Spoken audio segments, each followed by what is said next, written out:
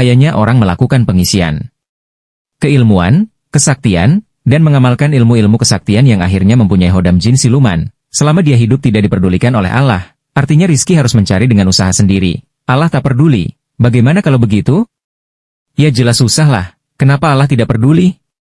Karena orang itu sudah tidak bersandar pada Allah, tapi pada sesuatu yang selain Allah. Belum pengaruh dari bisikan hodam jin siluman, yang mengajak jauh dari Allah. Malah sholat, malah akhirnya tidak sholat sama sekali. Artinya di akhirat sudah pasti disiksa kalau meninggal. Dan itu juga kalau meninggal siapapun itu, yang belajar ilmu kebal, maka meninggal menjadi siluman, wujud hewan. Jika yang dipelajari ilmu kebal maka akan menjadi buaya.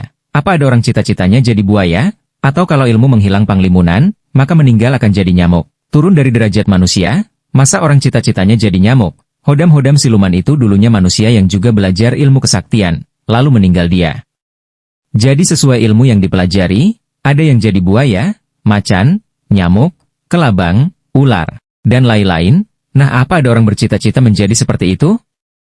Dalam surat At-Tin Allah berfirman, sungguh, kami telah menciptakan manusia dalam bentuk yang sebaik-baiknya, kemudian kami kembalikan dia ke tempat yang serendah-rendahnya, kecuali orang-orang yang beriman dan mengerjakan kebajikan, maka mereka akan mendapat pahala yang tidak ada putus-putusnya. Maka apa yang menyebabkan mereka mendustakan tentang hari pembalasan setelah adanya keterangan-keterangan itu?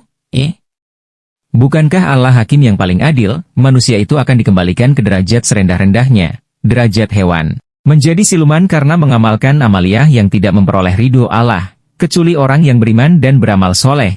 Allah akan mengangkat mereka ke derajat langit yang tinggi, dan mendapat pahala yang tiada habisnya. Nah, kita memilih mati menjadi jenglot, atau memperoleh derajat yang tinggi di sisi Allah, itu terserah kita sendiri yang menjalani. Buang segala ilmu kesaktian, kembali ke dalam tuntunan Al-Quran, sebagai tuntunan hidup di dunia. Kita diperintah Allah untuk bertawakal agar mendapatkan tanggungan Allah. Kita diperintahkan ridho ketika menerima bala bencana, ikhlas ketika beramal, qanaah ketika kekurangan, tidak suka dunia, dan suka menempuh jalan akhirat yang lebih abadi. Kita diperintahkan bersabar dan saling nasihat menasehati, saling menyayangi sesama muslim, tidak mencela atau saling menghujat, iri dengki, hasad, sombong. Jika kita saling menang-menangan yang kuat menindas yang lemah, maka tidak akan didapat ketentraman menempuh hidup. Di blok jalan masuk iblis menggoda kita, dengan dijauhi segala macam amaliyah yang diajarkan iblis. Ingat Al-Quran sekalipun kalau dipakai tidak benar, maka itu mengundang murka Allah. Golok kok ditulisi ayat Al-Quran lalu dipakai membunuh, merampok, walau ditulisi ayat-ayat Al-Quran, tetap saja salah dipakai membunuh, bukan lantas ditulisi ayat Al-Quran lantas boleh dipakai berbuat jahat.